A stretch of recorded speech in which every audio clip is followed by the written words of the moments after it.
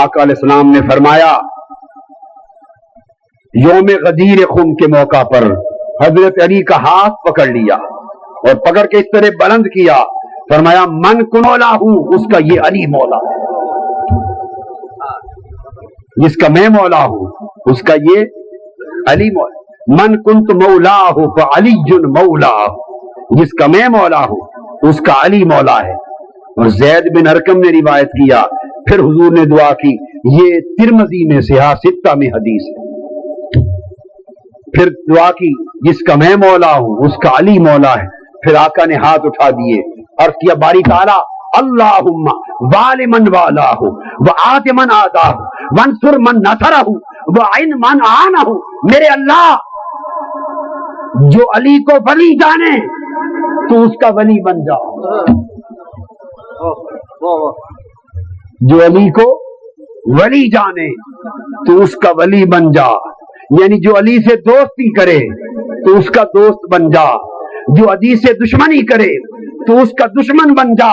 جو علی کی مدد کرے تو اس کی مدد کر، جو علی کے ساتھ ہو تو اس کے ساتھ ہو جا۔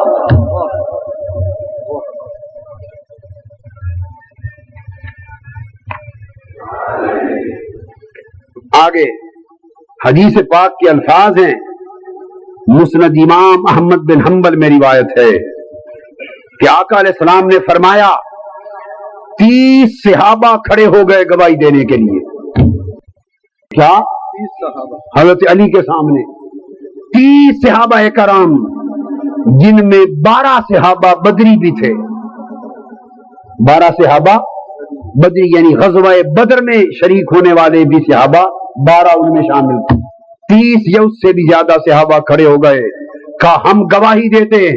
کہ حضور علیہ السلام نے یہ فرمایا تھا اور ہم نے سنا تھا۔ اور حضور نے کیا فرمایا؟ صحابہ کرام نے کہا کہ حضور نے حضرت علی کا ہاتھ پکڑ کے اونچا کر دیا تھا، پکڑ لیا، اور ہم سب سے کہا تھا اتعلمون انی اولا بالمؤمنین من انفسہم، مسلمانوں کیا تم نہیں جانتے کہ میں یعنی مصطفیٰ تمام مسلمانوں کی جانوں سے بھی زیادہ قریب تر ہوں؟ حضور نے پوچھا کیا نہیں جانتے کہ میں تم سب مومنوں کی جانوں سے بھی قریب تر اور عزیز تر ہوں؟ صحابہ کرام نے عرض کیا بلا یا رسول اللہ، آقا جی ہاں آپ ہم سب کی جانوں سے قریب تر ہیں۔ فرمایا سنو میں تمہاری جانوں کے قریب ہوں، اور اعلان سن لو من کنت مولا ہو فہذا مولا ہو، مجھے عزیز رکھنے والوں